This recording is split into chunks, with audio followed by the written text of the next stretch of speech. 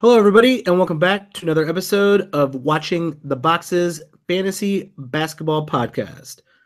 I am your host, Mike Catron, and joining me, as always, is Tyler Watts. What's up, Tyler? Oh, Michael, how are you this fine day? I am doing great. I didn't do hardly any work today. I watched basketball. I ate a sandwich. It's been a good day. Dude, How about you? that sounds like a great day. I It was mean, pretty good. mine was good, minus the sandwich. I didn't have the sandwich. What? You should probably, indulge yourself with a sandwich.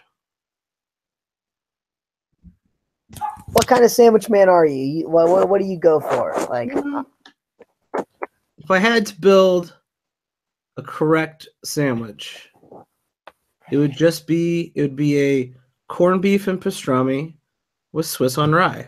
That's it. so Perfect. is that just a Reuben? It's perfect. No, there's no sauerkraut on it. See, I can never get on board with the Reuben. There's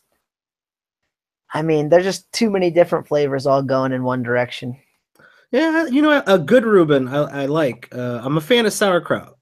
It's my German heritage. Must have given me the genetics to really, really love sauerkraut. I'm not a fan of any cold meat sandwich. This is a controversial topic between my brothers and I. I'm not a fan of cold sandwiches. I'm with you. Like, I gotta have some warmth on there, man. Meat is supposed to be hot. I like warm food in general. Yeah, I'm with you. And if you guys want to hear more about Mike and Tyler's culinary arts, you can subscribe to Mike and Tyler's Culinary Arts, the podcast, coming soon to where you download podcasts. Dude, don't get me started. I know we could people might tune into that. We might actually want to look into that. There's our next home run of an idea. Yeah, all good ideas on this show. But instead tonight, we're gonna do something a little bit different. We're gonna switch it up. Sometimes we just talk about the random news of the day. Sometimes we go into a little strategy. But today, we're gonna look at the just a group of players and how they're gonna look for the rest of the year. So this is a good time to kind of maybe consider where players are going, what that means to you and your team if you own them or want to own them, and what that means for the rest of your league. And we'll probably just go through a handful of players, give some insight on where we think what they're going to do for the rest of the year, maybe if they had a hot start or a bad start, and kind of just give a season-long look at player evaluations instead of just explaining what's going to happen during the next 5 days. So it'll be different. It'll be nice. A little change of pace is always good. Yeah, and this change of pace is brought to you by Draft.com, where you can right now go out and download the app Draft or go to Draft.com on your web browser and use the promo code BOXES, which will give you a free game when you sign up. You will get a free draft game. It is a new way to do daily fantasy where you do a snake draft before the games start every single day. And it's not just basketball, it's football, hockey. I think there might be even a golf on there. But if you're good at fantasy basketball, I really do recommend draft.com because I've actually found success there where other daily websites have taken all of my money.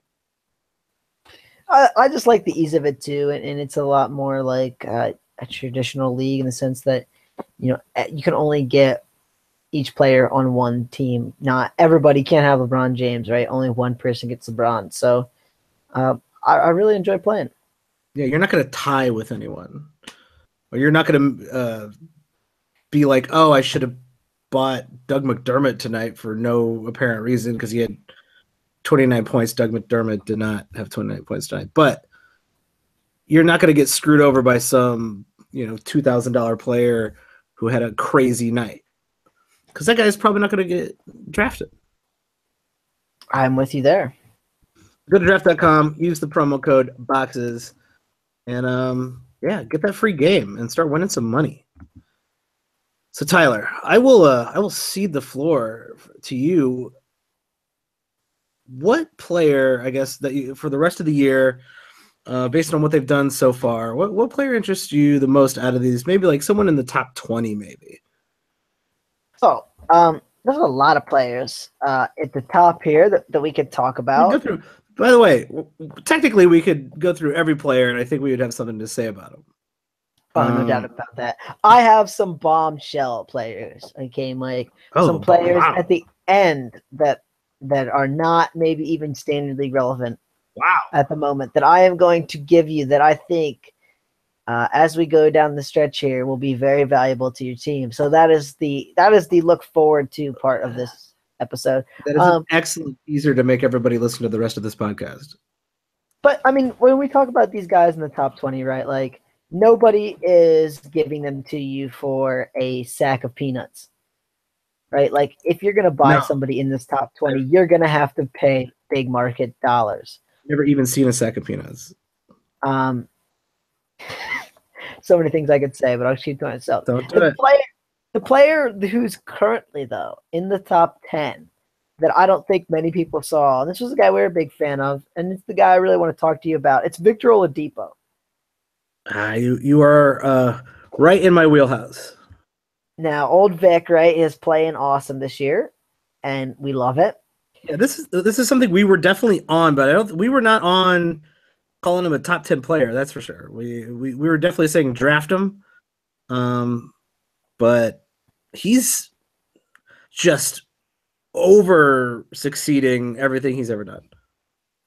Yeah, and I mean, I think that he's finally the man somewhere, and not only is he the man, I mean, he was sort of the man in Orlando, but it was always the coach always seemed to be holding him back in some way. Whereas I think in this new situation in Indiana, they're just like, yo, Vic, let's do it, man. You're our guy. And he is rewarding them quite handsomely. It's a perfect situation, right? Like you said, he's the guy there. He's the main focal point. But I want to go out there and say this was not unheard of, right?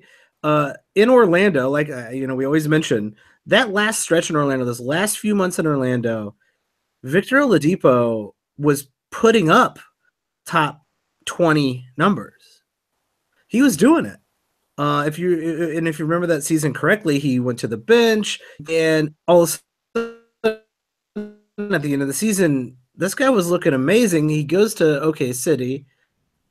As you're seeing with the guys who went to OK City, the guys who left Oklahoma, all those guys, ability to play basketball without or with Westbrook drastically changed. Westbrook is just this enigma that really changes the way everyone around him plays basketball, because he pounds the ball out. He is the focal point. He is a lunatic. And Victor Oladipo, I think, getting out from under that boosted his game, but now he's taking it to another level and actually taking a little bit of a page out of Westbrook's playbook by trying to be the man. So here's my question. Is he a buy high or a sell high? In the sense that he's well outperforming even anyone's preseason value, right? Like, I mean, look around the industry. Nobody had this guy in the top 10. No, probably not even in the top 30. He's shooting a pretty insane 42.6% from three-point territory, which I'm not sure that keeps up considering for his career, he's just above a league average at 35.6%. But we're clearly seeing him do things we have not seen him do before. He's averaging a block a game. I'm not sure that keeps up. So do you think this is a guy you're trying to acquire if you don't own him, or just someone you're staying away from if you don't own him on your team? So when you look at the rest of the year, his situation isn't going to change, right? Pacers aren't trying to make the playoffs. They're not going to make any weird moves. They're not going to move Oladipo. They just got him. And he's been relatively healthy overall as a player. He's only 25 years old. And we've had a big enough sample size here over the last, almost 2 full months, where this is looking like who he is. Now, I think you hit on some really good points. The 3-point percentage maybe he is a little high, but let's say that drops down a little bit. Is that really killing his value? Because what you're really seeing from him is a 5 and 4, so 5 rebounds, 4 assists type of guy who occasionally throws up big numbers in those, kind of a Nick Batum esque rebounds and assists. But he's always been a pretty good steal guy, and he's always been a pretty good block guy for a guard. His percentages aren't like crazy high compared to his career averages. So what he makes a 3 less per game. He's scoring 20 points instead, or 21 points instead of 24 points. That's like your only downside. I think this is a buy high. That's what I mean. It's going to be hard, even if we see some regression in the numbers that we think are crazy. It's going to be hard to see him slip out of the top 25 or 30. And I still am not sure some people are valuing him there. Some people are trying to kind of sell low and get a little bit lesser of a value for him. And I think that this might be the perfect opportunity to snatch him up. I got a couple guys I'll ask you about. Sure. Say Jimmy Butler. Would you rather have Victor Oladipo or Jimmy Butler? No, that's a tough one. I'm gonna go with Jimmy Butler though, and that's you shot too close to my heart with Jimmy Butler. But here's why: Jimmy Butler had a real slow start, and he's figuring out right now. You can see it. You can actually see if you watch some of those Minnesota games. You really see him putting it back together, figuring out how to play with his teammates, and in Tibbs. Tibbs' system isn't probably terribly crazy different than the Tibbs system that Jimmy used to play in. But he's getting his game together, and he basically does a lot of the things that Victor Oladipo is doing now. But if I had to put money on which player will finish higher in the overall rankings by the end of the year, I'd put my money on Jimmy Butler. He's just a consummate all-star. How about Kyrie Irving? Ooh, that's a good one too. Also,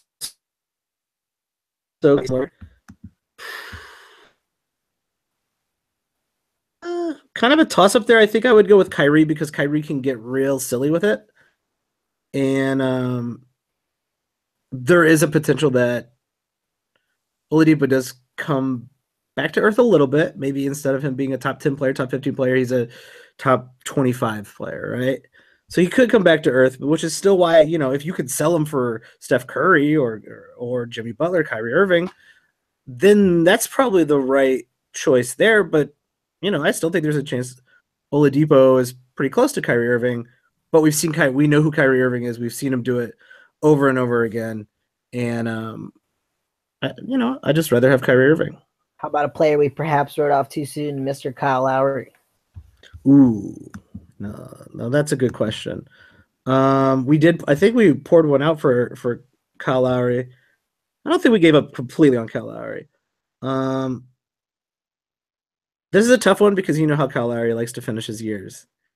He just likes to just drop right off the planet during the second half of the season. And for that, just knowing how the normal trajectory of Kyle Lowry, I'll go with Oladipo.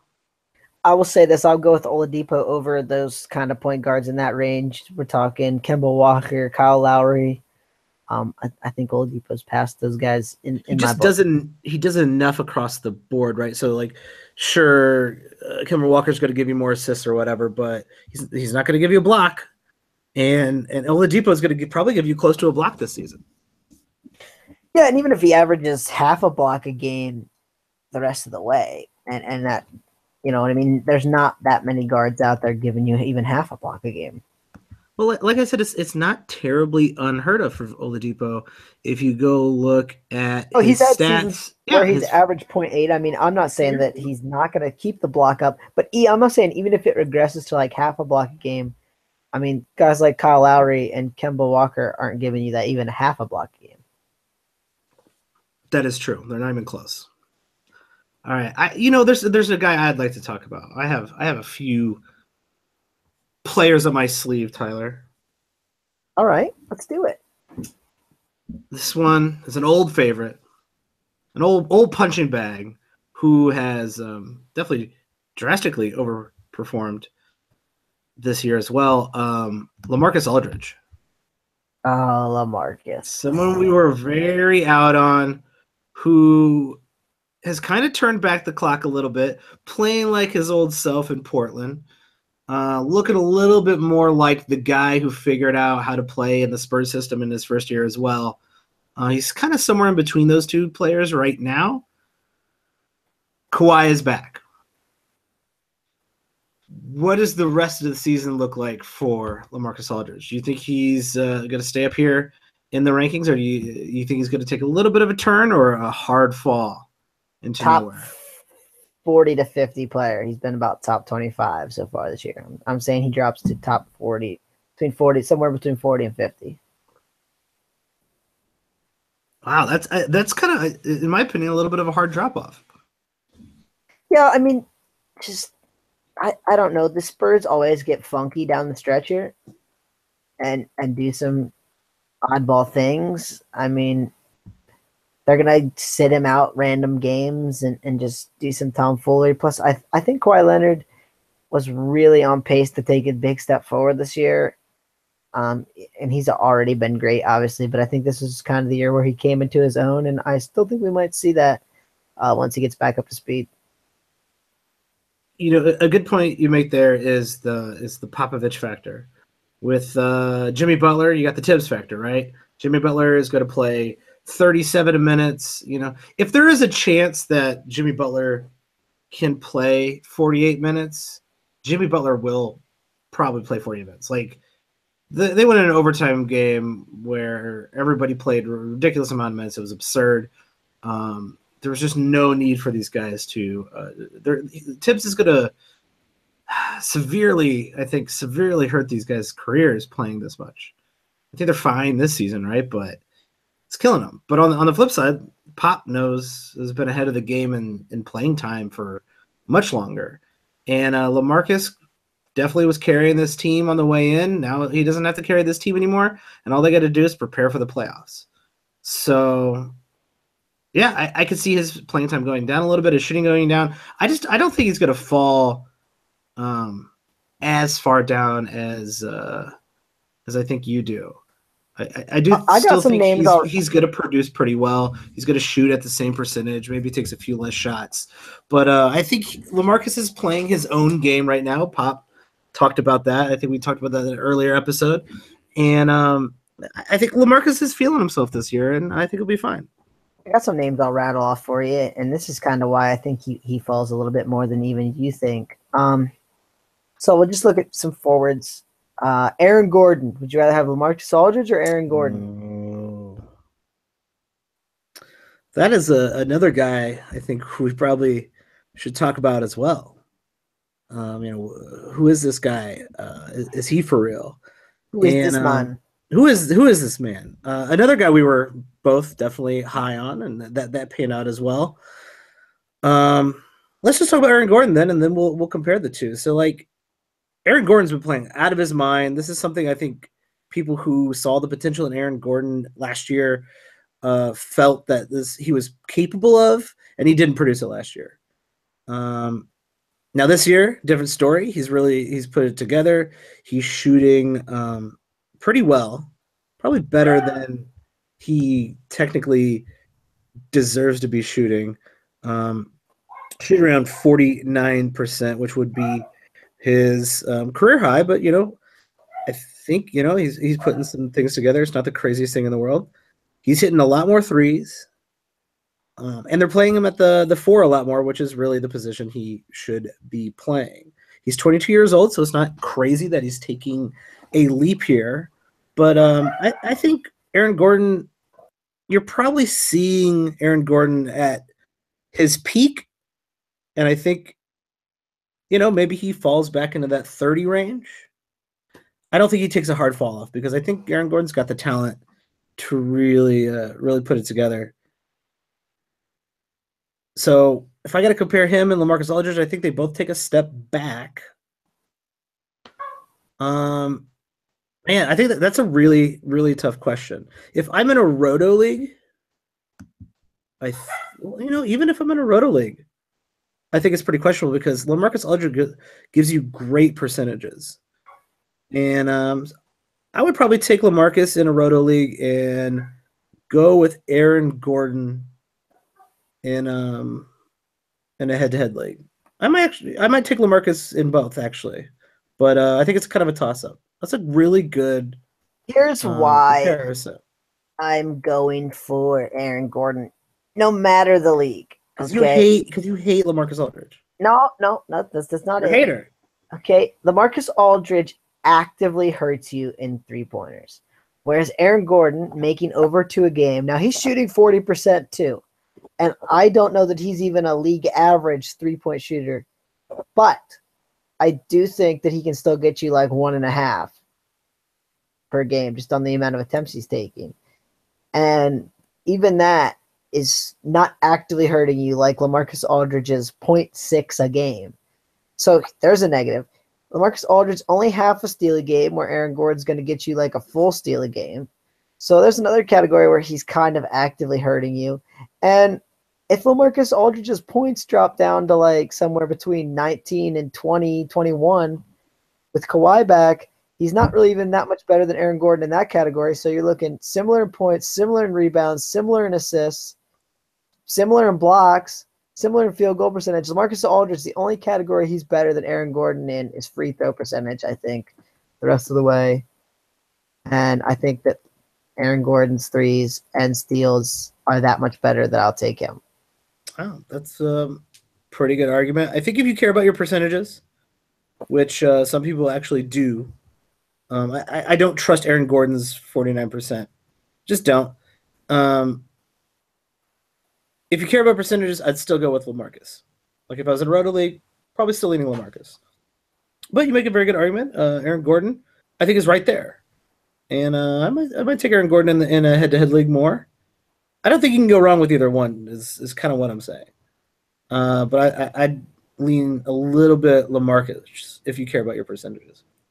So, I mean, and here's why I have LaMarcus just kind of drop into that, 40, 50 range. If you're going to put guys like Al Horford, Marcus Gasol, Chris Middleton, Clint Capella, all these guys over him, which it's not going to take that big of a drop for these guys to pass him, then he's already kind of sliding right into that 40 range. You got to think Rudy Gobert picks it up and goes around him. I'd rather have Miles Turner than LaMarcus Aldridge the rest of the way. That's what I mean. So that's where you were down on LaMarcus Aldridge. I just think we've seen LaMarcus Aldridge and Kawhi Leonard play together, and it doesn't turn out super great for LaMarcus Aldridge. I will agree with you that this has to be his peak.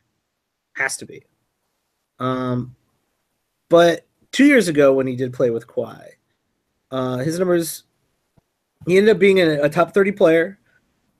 He was 18-8 with a block, shot 51%. So I think he can play with Kawhi and still be effective, but he is not. This is 100% his ceiling, and I would 100% say sell high on him. But I still think him and Kawhi can play together. I'm not saying that they can't play together, but in that season where you mentioned he was top 30, he made no 3-pointers whatsoever when he shot 51%. Sure. So he's either going to make no 3-pointers, and it's hard to own a power forward. If you were playing him as a forward, it's hard to own a forward who doesn't make any 3-pointers. It's hard to own any player who doesn't make threes. Yes, because there's so much in abundance now. So if you take that stat line and put it into days numbers, that would not be top 30. That would be somewhere between 40 and 50, I bet. Just kind of where I think he ends up. Because he's kind of got to make a decision. Either he shoots 3-pointers and his field goal percentage goes down because obviously 3-pointers are a less efficient shot, or he doesn't shoot any 3-pointers and keeps his field goal percentage higher. Like he's not shooting 51% and shooting 3-pointers. It's just not happening. You make a fine argument, Tyler. I think you are a little bit more down on LaMarcus Aldridge than I am. and you have some good logic behind there. I still think Marcus has another year in him. He could revert to what he did 2 years ago instead of what he did last year, and we're going to have to agree to disagree. But I do think we do agree that this is definitely his ceiling. This is the time to move up and move out. I think. Either way, LaMarcus is on the way down. How far down he goes is questionable, right? So the next man up, it is not the process himself, Joel Embiid. Ooh. Now Joe has been great. He has been great. 22 games played this season.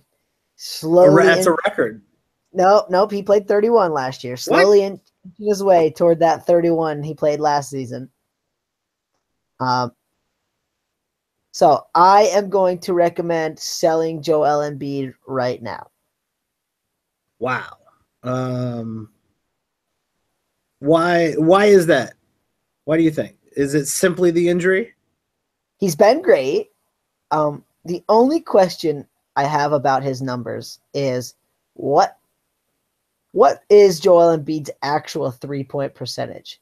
Like, we've only still seen 53 games for his career, and he's a 33.3% 3-point shooter, which isn't great. So some people think like he's this 7-footer who's, a 40% 3-point shooter. Like, oh, he's one of the best 3-point shooters. Like, I don't think that is the case. No, he looks good shooting threes, and I think you really notice when he makes a three because he's Joel Embiid. But he's not a great free throw shooter, or 3-point shooter by any means. But I mean, all the other numbers are fantastic. I will say I'm a little surprised his steals aren't better.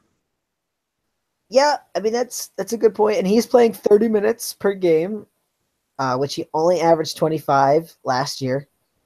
And here's another thing I'll say about it. I don't think we really know what his numbers should look like yet.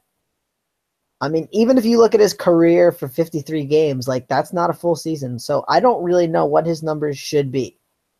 But I'm still super worried about the injuries. And you still see him, his back tightened up a little bit and he misses a game or two. And I think this could slowly be coming the beginning of the end. Like, if he plays 50 games this year, I will still be surprised. I believe you will eat one of our listeners' hats. You send the hat in, we will live tweet Tyler eating your hat if Joel Embiid plays more than 50 games. So I am recommending that you sell him for another top player at this moment. And which top player kind of depends on your needs. If you need another big-time rebounder, maybe you can sell him for Karl Anthony Towns. Or maybe Anthony Davis or DeMarcus Cousins. I mean, like, it all depends on what your league's market will bear. Joel Embiid is a fun player to own, so someone will be willing to buy Joel Embiid at a very, very high price, and I would be selling. Yeah, I really want to take the opposite side of this argument, but I don't think I can. Not for the reasons I think, like you said, we don't know who Joel Embiid is what you're saying. I think we do know who Joel Embiid is. We know he's great. You're kind of looking at him. We know he's great. True. But we don't know what the number should look like. Like, if you just look at his per 36-minute numbers, he averaged 11.1 rebounds per 36 last year, 13.1 this year. Like, which of those two numbers is really the case? You mentioned the steals. It was 1.2 steals per 36 minutes last year. This year, it's only 0.8. Like, which of those two numbers really should be the number? I don't think we know yet because we just haven't seen a large enough sample size. We know the totals in aggregate are going to be awesome. We're just not really sure what they should be. Yeah. I can't disagree with you. He has definitely a small career sample size, but I think his game overall, you see it. This is what he's going to be. This is what he's going to do. But I'm with you on the injury risk. What the best case scenario in the Joel Embiid season? If you're in a keeper league, we're having a completely different discussion here. For all your redraft leagues, roto leagues, rest of the year leagues. Well, I guess all the leagues are rest of the year leagues, aren't they? You would hope some of the leagues don't just stop after I play in Christmas. That'd that be weird. All-Star game only league, just straight to the All-Star game, then it's over. I actually do play in an All-Star league only game where we draft the players in the All-Star league and then order a bunch of Chinese food. And they get real drunk. It's one of the best nights of the year. Here's a move I would make, though, even in a Dynasty League. If I could trade Joel Embiid for Karl Anthony Towns, I'd do it. I'm going to go one step further.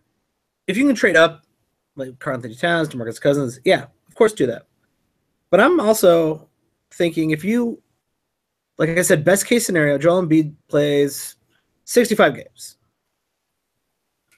Cool, great. Worst case scenario is that this back thing's a little bit more needy, and he plays maybe 15 more games, 10 more games. That's not the worst case scenario, but it's the more likely worst case scenario. And you're kind of out the rest of the season, so you've gotten a good part of the season. Why not trade down? And that sounds a little weird, but go for a 2-for-1. Get a Clint Capella, or maybe look at Rudy Gobert, Andre Drummond, someone of that. Get those rebounds back, right? Maybe even look at a Miles Turner and get another player that can help you out. So go for a 2-for-1, moving Joel Embiid, where you're giving up the best player in the trade, but you're getting rid of all your injury risk. And in a lot of leagues, you find guys who are, Joel Embiid crazy, just want a part of that fun Sixers team to watch, that you can maybe sell Joel Embiid for an astronomically high price, like Rudy Gobert and Jimmy Butler combination. Like, I've seen crazier trades. I would never make a trade like that as far as giving away two what could easily be top 20 players for another top 20 player, but those trades do happen. Maybe you can get a guy like Clint Capella and Jimmy Butler, right? Like, oh, I'm giving you, a step down to Jimmy Butler, but you got to throw in another top 50 player. And maybe you say Clint Capella because the person who owns Clint Capella is not a huge believer. I mean, those kind of trades happen. So shoot for the moon, settle for something less. Yeah, start at the top. Start it with your best trade. Work your way down to something that's a little bit more fair. But now's the time to move. Because if you do think Joel Embiid is an injury risk, which he is, and you do think something might happen in the near future, you're gonna have to pull that trigger soon. Let's see. Let's do another player here. Let's move a little bit further down that list. Let's go to someone we were wrong about. Maybe not wrong about. There's a long season left, but this guy's definitely overperforming, especially lately, which is really the antithesis of what we said was going to happen. So we've been off here. Drew Holiday on your New Orleans Pelicans. We basically said, hey, playing with Rondo isn't going to work. Playing with Rondo is going to suck the life out of Drew Holiday. It's just not going to play right. Rondo loves to pound the ball. Rondo is Rondo. And Drew Holiday's having a pretty decent season. If you look at 9 categories, overall, looks like he's the 41st player. But over the last month or so, he's been in the top 20. And that's including playing with Rajon Rondo, who has surprisingly played better than I expected as well. Yeah, so he's got about half his numbers with Rondo and half without, right? He's played 29 games. Rondo's played 15. And the numbers with Rondo are surprisingly better. And a lot of it is fueled by some really hot shooting that I don't think, especially from the field, shooting 48.5% this year. He is a career 44% shooter over a long sample size, over 8 season sample size. So I'm not sure if Rondo and Cousins and Davis are just getting him that much more open, or if we've just seen a extended run of hot shooting from Drew Holiday. I tend to think maybe that is the case. Or it's a little bit of both. So I think when Rondo came back, he slipped into Jimmer Nelson's place basically, and didn't really completely overtake Drew Holiday's ability to play point guard. The assists are pretty consistent. You could make the argument that they're a little bit down since Rondo came back, but consistently down from his sample. career, right? I mean, like 5.6 is the lowest he's averaged since 2011, 2012. Yes. So that's 100% true. They are lower for his career for sure. But he's doing everything else and shooting well and doing everything else a lot better, which like you said, that worries me a little bit. If that shooting percentage ever drops back to his career average, what kind of player are we looking at? I'll say this too. How many games, and maybe you don't know the answer to this, have that whole kind of expected big four played together, right? Like now that Rondo's come back, Anthony Davis has missed a significant stretch here. So they don't have too many games where Davis, Cousins, Rondo, and Holiday are all out there together yet. And what I think we predicted, and what I would still predict, is that Holiday will kind of he'll be the third option as far as field goal attempts, but he'll be the fourth option as far as has the ball in their hand. Right? Rondo's going to get the ball in his hands a ton because he loves to dribble it out. Anthony Davis is going to get more shots than Rondo. DeMarcus Cousins is going to get more shots than Drew Holiday. So all of these guys are going to take away from Drew Holiday. And for him to be averaging 14.7 field goal attempts for the season, I just don't see that number sticking around. I think he's probably going to be somewhere like 13 and a half. And if we also say that he drops back to 44% shooting from the field, that's going to tank that points number pretty significantly. He's really got nowhere to go but down. And I think the trending lines down are a lot higher than some of the guys we've talked about, a lot higher than LaMarcus Aldridge, a lot higher than Aaron Gordon. Yeah, there's nowhere for Drew Holiday to go but down. And I would probably sell high on him. I think he could easily drop out of the top 50 by the end of the year, even though right now he's playing, like a top 20 level, right? Now's the time to move him. It's probably as hot as he's going to be is right now. And especially playing with Rondo, that looks good for you, being an owner of Drew Holiday. But by the end of the year, I do think everything usually reverts to the mean, and Drew Holiday will, and he'll probably fall out of the top 50. So I'd like to talk about a player that I think perhaps we all as a fantasy community took a whiff on this year, and it was Mr. CJ McCollum. Oh. Now, we saw an amazing season from McCollum last year, right, where he shot 48%, and he had not sniffed a percentage that high for his career. Okay, he shot 42% from three, which was right about his career average, and he's actually shooting 44% this year, which is obviously significantly better. And everybody had McCollum, right, probably in that second, third round, and he's barely clinging to the top 50 so far this year. And I kind of think that this is more what we should have expected, that we maybe missed the bus on CJ McCollum being drafted too high. Well, I think let me rephrase it actually. He was drafted too high because his value is no longer the same value as it was last year. And let me explain that. Look at what he's doing this year compared to last year.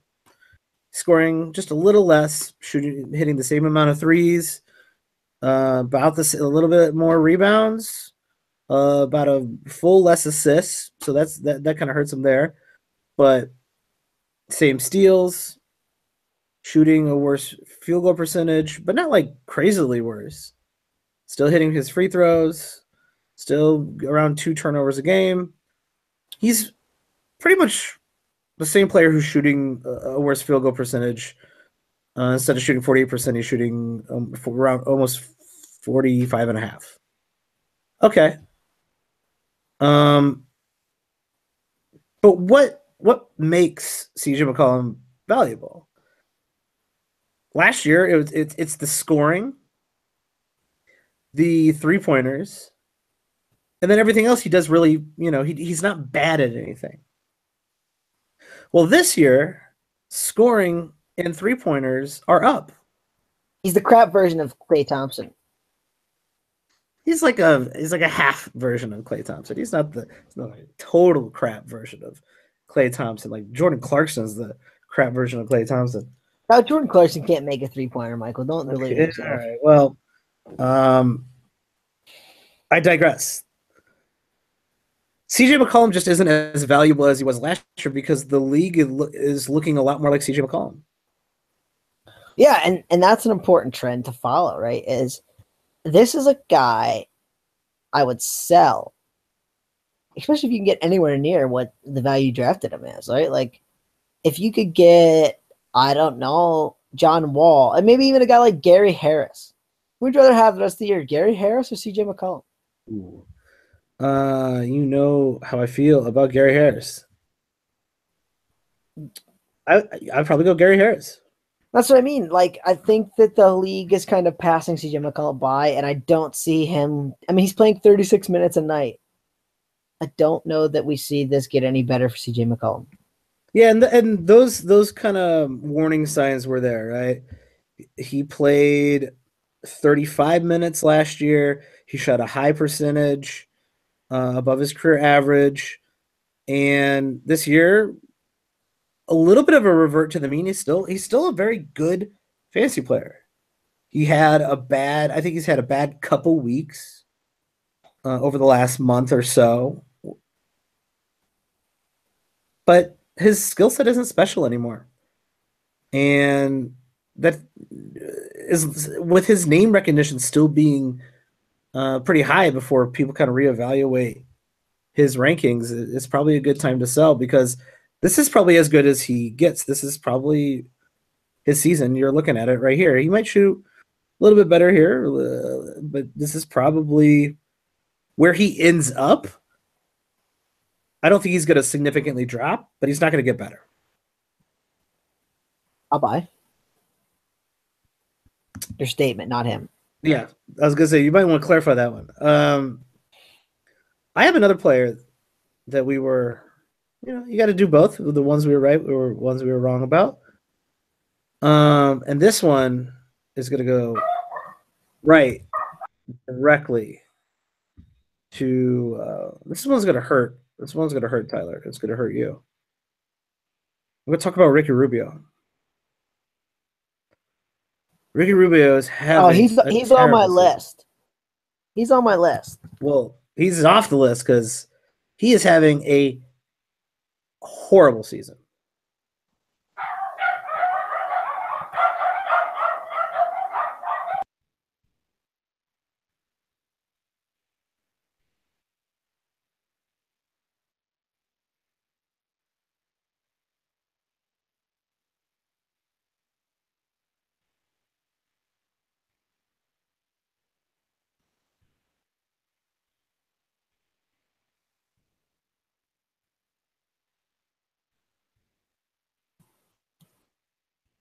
All right, go ahead. No worries. He is having a horrible season. But do you remember what happened last season about this time, Michael?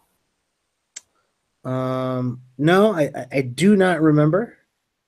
I did not have Ricky Rubio on my team last season, and I've drank a lot in the last 12 months. Now, the concerning thing for Ricky Rubio is the minutes, right? I mean, the minutes have been not where you want them to be. And, I mean, you can say that Donovan Mitchell's kind of taken over and all that. And, I mean, we can talk a little bit about that in a minute. He's only playing 28.8 minutes a game, which is not great. If you look back to last year, at about this time, Ricky Rubio's numbers were pretty bad. I mean, if you look at the averages for the first 3 months, I'll just read the points, rebounds, and assists because you kind of get what I'm talking about. So first 3 months, he averaged 4.5 points, 2.5 rebounds, and 6.5 assists in 30 minutes a game in October. In November, it was 7 points, 3.8 rebounds, 6.4 assists. And in in December, it was 7.9 points, 4.6 rebounds, and 8.1 assists. So the numbers get significantly better from that point forward, including, 10 points a game, 11.8, 17.8, 14, 3.6, 3.3, 4.5, 5 as far as rebounds go, and assists 9.7, 10.4, 10.4, 10.3. Yeah. He is traditionally a very slow starter. A lot of people drop Ricky Rubio at about this time every year, and Ricky Rubio turns it on and is still really, really good. Now, obviously, he's playing like 2 less minutes a game this year. Okay. I mean, that is a thing. What's killing you is he's only averaging 5 assists a game. All his other numbers are still pretty good. I mean, he's averaging literally a career high in points and career high in 3-pointers made. That's true. Now, he's still shooting under 40%. But did we expect him to shoot a good percentage? I mean, he shouldn't have. I think we're both saying in the preseason that he'll probably shoot somewhere between 39 and 41. Well, he's at the low end of that right now, but I would not be surprised to see him pick it up a little bit and end the season 39.5 or 40. It's still not great. It's not good. Don't get me wrong, but it's an improvement. I think we see him start dishing some more assists because he is traditionally a very high assist player. And I mean, I talked about per 36 numbers a little bit ago. The lowest for his career as a rookie is 8.6 per 36 minutes. This year, he's averaging 6.1 through 27 games. I just don't think we see those per 36 numbers change that drastically that often. And so I think more assists are coming. I think a really good Ricky Rubio is coming. I'm still buying. Well, there's a few things that worry me about that situation. Now, I have to admit this has to be rock bottom for Ricky Rubio's value. So it's a good time to buy either way if you can get him for hardly anything. You make a great point that he did turn it on in the second half of last season. And it wasn't even really the second half. It was just when the new year hit, he kind of was just like, oh, wait, I'm good at basketball. True. What I'm worried about, though, is he is not in Tibbs' system, so he's not going to be playing Tibbs minutes. And also, the Utah system, originally, a lot of it was designed around Gordon Hayward. And there's a lot of ball movement in there. It's not just a point guard-centric offense.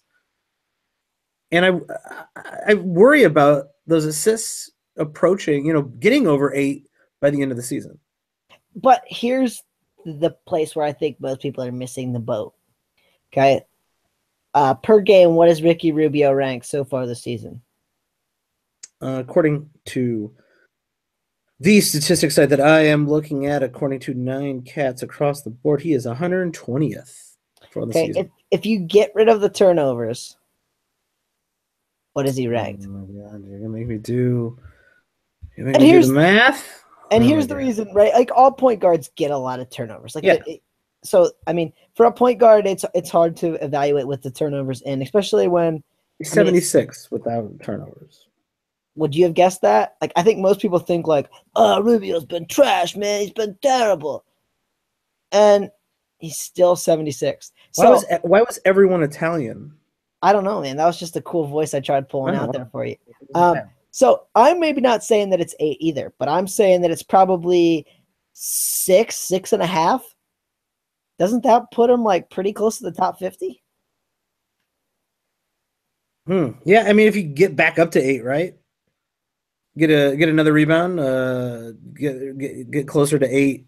I don't know if that rebound's ever going to come because he's playing with Rudy Gobert and a lot of other good rebounders, but if you can get back up to 8 assists. I'm not even saying 8. I'm saying 6.5. He can get up to 6.5 assists a game. He probably gets close to the top 50 then. And that's I think Better you than can. Derek Collison, sadly. I mean, I think you can buy this guy on the super cheap. Oh yeah, he's worth nothing right now. Absolutely nothing. And as someone who was probably a bit overhyped, apparently overhyped, going into the season, the owner Ricky Rubio is probably real pissed at him because I know I am in one of my leagues. So, you know, this is a great buy low. For the rest of the season, he has to go up. How far? What do you think his ceiling is though for the rest of the year? Well, I mean, on this team, right? Like, I mean, I don't think the 8 to 10 assists are coming back, right? Like, he had a season where he's averaged. I mean, last year we averaged 9.1. That's not coming back. Now, that's part of his ceiling, I guess, in the sense that you could say, well, I mean, he did it once before, right? If he could average 9.1 assists, he's like a top 30 player with 12 points a game, which is basically what he's averaging. Now, what is his ceiling in this situation? I would get probably a top 40 player. Probably get like 7 assists, 12 points, 3.5 rebounds, get it closer to 2 steals a game. That's probably a top 40-ish player. And that's a hell of a buy if you can get him for essentially a streaming pickup off the waiver wire or someone who's a little bit better than that. That's a really good buy for Ricky Rubio. Yeah, no doubt. All right, do you got one more? I've got a ton more, and let's do it. Do you want to do a lightning round or do you want to go in depth on a couple more? I want to kind of get to some guys that I'm buying on the super cheap. All right. Now, Ricky Rubio kicked off that list, but we talked about him, so I will go into some of the other men. The first guy, and you can pick any of these you want to talk more about. Taurean Prince, a still hated player, man. This guy's been top 80 for the season. I think things only get better for Mr. Prince, and I seriously think you can buy him. It's in some 10-team leagues. He's on the waiver wire. I've seen 10-team league waiver wires where Taurean Prince is on it. I don't understand. What's his ceiling, though? He's not a top 50 player, I don't think. Well, I mean, he's only averaging 31.1 minutes a game. I think as the season goes on, they have no reason why to give him any less minutes. I think his ceiling is probably a top 60 player. I mean, I think he can get a little bit better. I think he can shoot a little bit better than he's been, especially from the free throw line. So I think he can move up a little bit. His steal number could go up. He's supposed to be a real good defensive stats guy. He's only averaging 1.1 steals. And I think we can see a little bit more. So, I mean, he's top 80 right now. If he can get to the top 60, that's pretty good. I would say that it's most likely he stays about where he is, but I think there's a little bit more ceiling up there. And if you're buying him for a player, I mean, like, this is a guy who should be started in most leagues. Yeah, I'm not going to go out on a limb and say, he's going to be an all-star by any means, but I don't know why Taurean Prince is not owned in all standard leagues. The hate has gone. If you're not a fan of his percentages, I get it. He does not shoot enough free throws for it to, completely hurt you if you got some good free throw shooters on your team, if you care about the percentages, right? But overall, he's a great 9-cap player. I am with you 100%. All right, keep him coming. All right, so the next man on the list, and this one is that's a lukewarm take, I guess. Okay, a guy I'm buying who's got to be. I mean, I've heard some people say they're dropping this man. It's Avery Bradley. This guy we liked a little bit in the preseason. I think we all thought the rebounds were going to go away a little bit in Detroit. Yeah, we were on that. You're correct on that. He's like outside the top 100 right now. If I can buy him at that value, I think I'm going to buy. I think we've seen him be a better player than that. I think that there's just a little more ceiling here. And so that's a guy I would definitely buy on without thinking too much about it. I can't say that I'm going to buy on him other than if you're giving up nothing. I don't think he's coming back. And I just don't. He's not shooting great. His shooting percentage will probably go up a little bit. But those rebounds are never coming back. And just he's not going to play any more minutes than he is playing right now. Another kind of case where the league's passing him by as well. Just I'm not a fan, and I don't know if he ever reaches standard league value, but he has the potential to be standard league value, so it's worth giving up nothing for him. That's what I mean. This is kind of where we're at, right? We're buying these guys for absolute pennies. If you can buy these guys for one of the 2 or 3 worst players on your team, I'm doing it. And that's, I think, kind of where we're at. So I've got kind of a list of names now who maybe today isn't the second you buy them.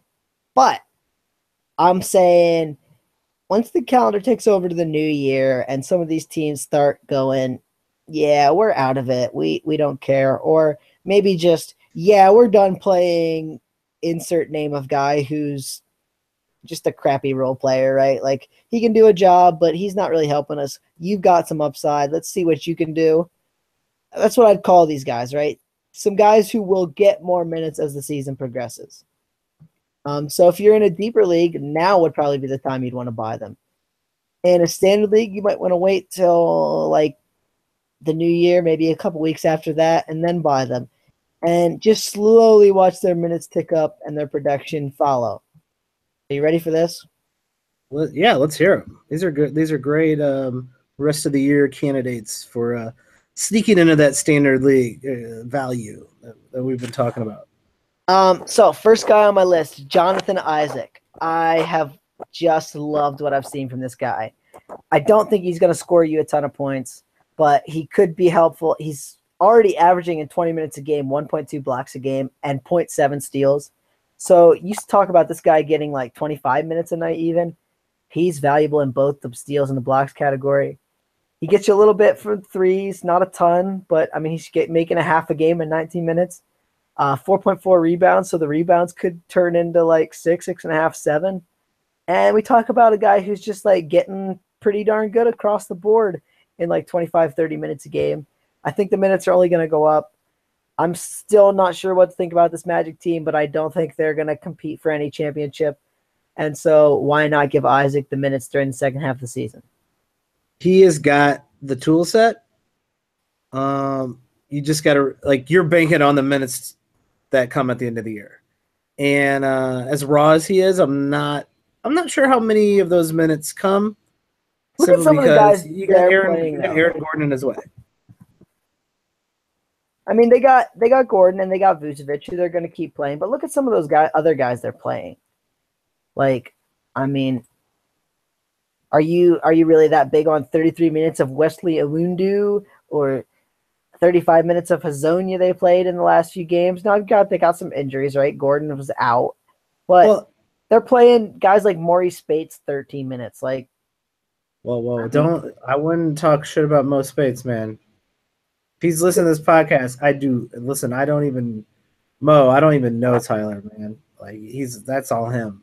I don't know, and that's nothing against Maurice Spates, but once the Magic are out of it or realizing, you know what I mean, we're not competing for this, why give a 40-year-old Mo Spates minutes? Why not trade him? Why not give us? If I get a second-round pick for Mo Spates and I'm the Magic, I'm doing it. Well, yeah, of course, but I don't even think you're going to be able to get that. I'm just saying Isaac needs the playing time in order to be productive, but his 9-cat ceiling with those per 36 minutes, he's got the tool set, right? And I think you're right. I think you're right about that. Who else do you got? So the Kings are eventually going to go away from playing some of these veterans, and you hope. They did it last year, and at some point, Jaeger is going to get told, stop being yourself and do what we say, or he's going to get fired, I think. So either way, it's going to happen, right? Push is going to come to shove, and I'm going to still stick with this. Bogdan Bogdanovic, I still think he's the best player on that team, not named George Hill or Zach Randolph. That today he is the best. He's the third best player on that team. I don't know. I don't know if I can get behind the other Bogdan. I haven't seen a lot from him that I terribly like. You don't like 1.2 steals in 24 minutes? I mean, It's good. that alone right there is sexy. He's averaging almost 10 points. We've seen games where he's gotten in the 30s and been productive. I think that he's going to turn it on. I don't know that he's going to be a top even 80 player, but I could see this guy kind of sneaking in the top 100 for the last couple months when he's getting a consistent 30 minutes a night. You got to hope that they give it to him. And all these are somewhat of gambles, right? Like, I mean, Sure. they're not getting those minutes now, so maybe they never do. But I'm banking that they see what I see eventually. At 32 minutes a night, I think I'd rather have Scalabassier than Bogdan Bogdanovic. That one I don't see happening, and we could talk about that if you want. But I think no, we don't have to talk about that. If you don't see it happening, you know the Kings way more than I do. If in a vacuum though, if they both had 32 minutes a game, I'm taking Scal. I like Scal's across the board 9-cat potential. And he is a. Here's the bad part about it, right? I saw Scal as kind of a blossoming stretch forward at the end of last season. Like, he looked good.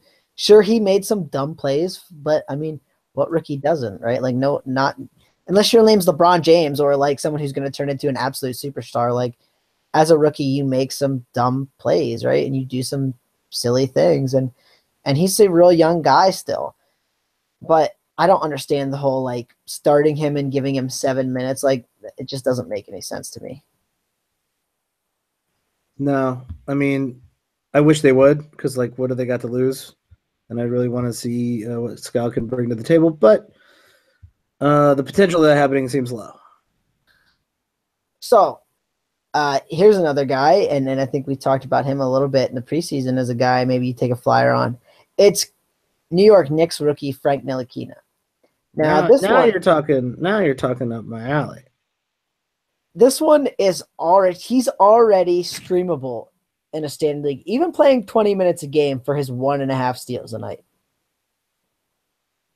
Right? So if you see this guy tick up to 30 toward the end of the year, like, I mean, that could be easily like 2 steals a game.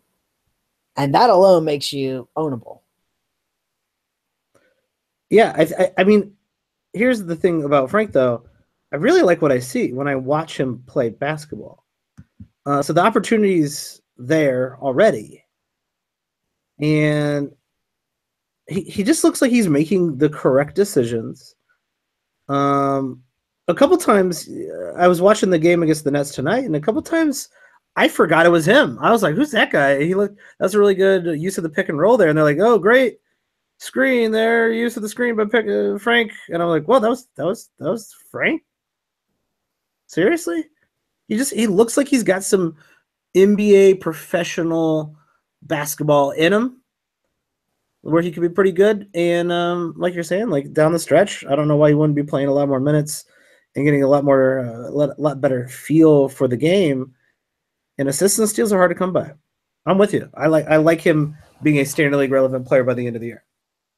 Yeah, so and that's kind of what we're shooting for, right? Like, I'm not saying buy this guy tomorrow. I'm saying by the end of the year, right, in a couple months, this is going to be a dude you're going to want to own. And if you can acquire him today in a deeper league for absolute nothing, I don't know, name a guy. Aaron Baines, right? Like, is Baines ever going to get more than like 20 minutes a night?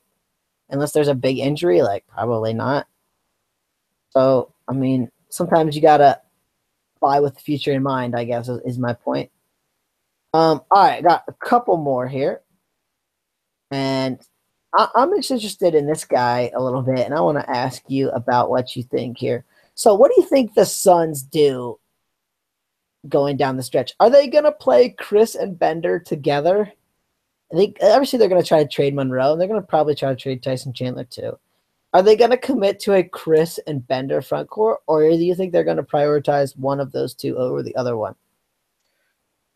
Oh, that's a really tough question, and this is why.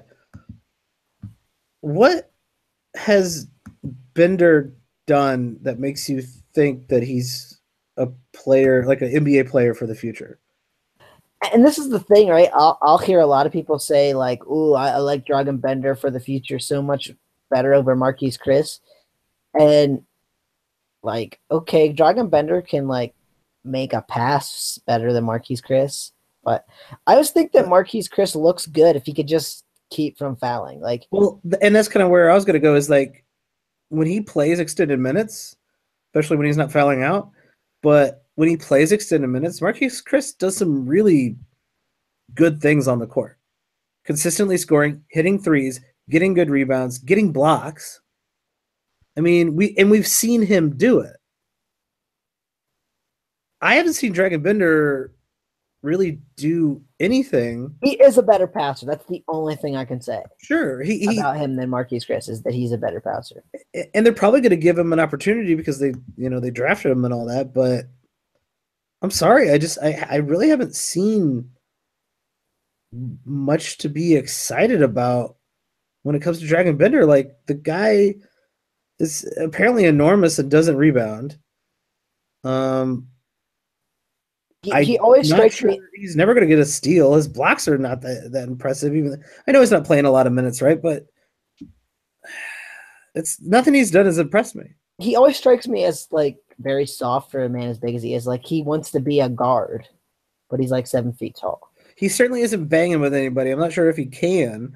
He does kind of almost like a stretch five, but the stretch fives of today, they go down there and they bang with people. Karl Anthony Towns can get in the post, Joel Embiid can get in the post, and Dragon Bender can't. And you would just assume by this time in his career he'd be playing a lot more if he had it, and I just don't think he does. So I'd much more interested in Chris, who I think will play, hopefully for the second half of the season. And that's where I'm at too, right? I had both guys down on my list just in the sense that if they commit to both of them playing 30 minutes, I mean, maybe we see something crazy from Dragon Bender. Obviously, I'm with you. I would like Chris a ton more. And I even mentioned in the preseason that I like Chris's game for minutes. And obviously, he hasn't yet. But I just don't know what to make of Dragon Bender, really. I really don't. I haven't seen anything that's striking me as like, man, if this guy got 30 minutes, I'd be jumping out of my chair. Yeah, I haven't either. You got any more, Tyler? Michael, you know I've always got Probably more. got 1,000 more. I've just been crossing names off a list like all week long, going, not you, not you, not you, not you. All right, I want to know if you have any though first, and then I'll give my last maybe few. I got a few that I'm kind of out on. Guys, I'm out on. Like I think they'll kind of fall off in the second half. Tyreek Evans. I like what he's done this year, but we all know Tyreek Evans is high potential of him breaking, right? Like just not being able to understand the minute. Injuries. And I just don't think there's anywhere else to go but down. Evan Fournier has had an incredible start this season. It's not sustainable. We've said it numerous times. It's not sustainable. It's not sustainable. It's not going to work. A couple guys that I would like to say don't worry about, like Ben Simmons. I think you're looking exactly at who Ben Simmons is. This is what he's going to be. There might be some rookie ups and downs, but Ben Simmons is where he's going to be. And where's another guy I had? Eric Bledsoe. I think what he's doing in Milwaukee is for real. Oh, I'm with you there, and I hear some Eric Bledsoe hate, and he's gonna break whatever. Like Eric Bledsoe. He got shut down last year. Like it's not like he was injured. You know what I mean? It was like, all right. So a couple other guys, DeAndre Bembry, only playing 18 minutes a game. Hawks have no reason to play guys like Ersan Ilyasova down the stretch. In 18 minutes a game, he's averaging 0.8 steals and half a block. You'd like to see some more threes out of the guy. But if they're going to play this guy 30 minutes a game, now the percentages are going to probably be very poor.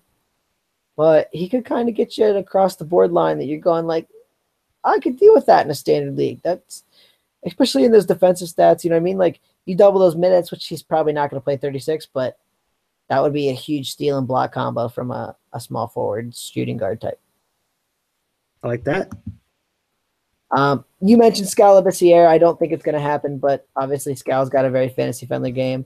OG and Anobi. Now, it's going to be hard for him to get minutes on Toronto because they're probably going to be competing. But I've seen some things I really like from OG and Anobi.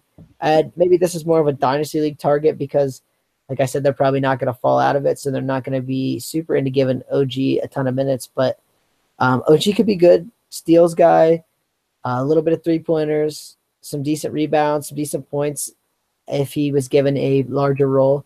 So that's kind of a guy that I like what I've seen so far. I wish they would call him Og. Og Anunoby. Why Cool name. why Og over OG? Because I kind of like OG much better than Og. Because it sounds stupider. Og Anunoby. Oh Lord, you're right. OG does sound way cooler because he can be the OG, and that nickname just lends to itself. Yeah, I'm actually kind of interested in what kind of player this guy is going to be. I know he's been getting like the pseudo start and occasionally playing some heavier minutes, and is very raw and has a long way to go. But he's definitely in just a short sample size. Kind of piqued my interest in someone I'm keeping an eye on. another rookie, Bam Adebayo. If this Hassan Whiteside thing turns out to be persistent and they kind of just say, okay, Hassan, you're done for the year. You need a surgery, whatever. If they fall out of it down the stretch, if they commit to playing Bam big minutes, Bam could be another guy, sexy defensive stats, sexy, both percentages, like 74% from the free throw line is pretty decent. He's shooting 63% from the field, which maybe if he gets a few more shot attempts, that doesn't hold, but he should be over 50. So good rebounds and defensive stats with percentages. That seems like a guy who could be kind of sexy going down the stretch. And that's about all I got. All right. Yeah, I mean that's a we put together a very good sample size here. Some of the big names that we either like or don't, and especially this for the people in deeper leagues or people kind of looking to get out of that gutter. A really good repertoire of players who will probably come on in the second half, depending on playing time and circumstance, but guys that you definitely, really anyone should be keeping an eye on. Tyler, you got anything to plug? No, at the moment, not really. That we should have the article back, the streaming article, the schedule primer. I had to take last week off because I got some crazy illness, and I don't think I got out of my bed for like 3.5 days. Oh, it's been going around. Everybody, make sure you take your flu shots, or just don't get sick, or don't hang out with Tyler in person because I guess he's not sick now, so you can hang out with Tyler in person now. You should not hang out with me last week, is what you're saying. Don't go back in time and hang out with Tyler last week. That's a huge waste of the time machine. Don't make that your choice. That's dumb. I don't know that you'd make that your choice, period. It's the worst, probably like top 10 worst ways to use your time machine. So don't do that. But do check out #basketball.com where you can find Tyler's weekly kind of just week prep for head-to-head and streaming, and if you especially have a weekly set league that you're in, it's a great resource. It's a good resource throughout the week, really, when you're trying to stream and trying to figure out what you want to do to maximize your games, maximize the talent that's out there on your waiver wire. So go check that out. And you can tweet at Tyler at Watsy4444 or me at Watch the Boxes. And feel free to tweet at us with feedback on the show, questions you might have about your team, things you want us to cover on the show. Maybe you want to hear more Roto stuff. Maybe you want to hear more Keeper Dynasty news. We'll try to add content depending on what the audience wants. So reach out to us. Let us know what you like. And if you like the show, please rate and review us online. That really helps, whether it's on iTunes or whatever you download this podcast on. Tell someone about the show. Tell people in the league about your show. Anything you do to get the word out about the show really helps us. We really appreciate it. And go to draft.com and use the promo code BOXES. And start doing some old-fashioned gambling. Don't forget to challenge me. I'll take on any comers. I am ready.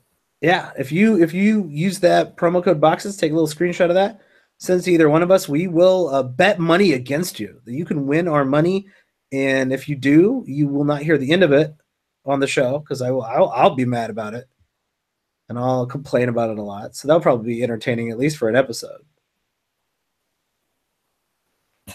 One episode, I mean, for weeks. Yeah, it definitely won't end. But yeah, tweet at us. Use that promo code boxes. We'd really appreciate it. Tyler, anything else? Oh, that's it, man. All right, I think that's it. Thanks everybody for joining us, and we'll see you soon.